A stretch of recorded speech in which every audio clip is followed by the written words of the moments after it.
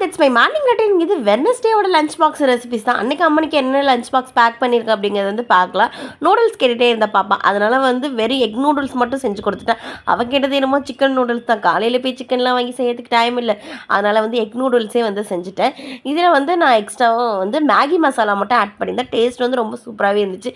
But பாப்பாவுக்கு வந்து கொஞ்சம் காரமாக இருந்த மாதிரி ஃபீல் ஆனதுனால அது மேலே வந்து கொஞ்சமாக வந்து நெய் மட்டும் விட்டுக்கிட்டேன். ஆல்ரெடி நான் வந்து நெய் போட்டு அண்ட் பட்டர் போட்டு தான் வந்து வதக்கின காய்கறி எல்லாமே, இருந்தாலும் கொஞ்சம் காரமாக இருந்ததுனால கொஞ்சம் நெய் ஊற்றிட்டு அப்படியே அவளோட ஃபேவரட்டான டொமேட்டோ சாஸுமே வச்சுட்டேன்.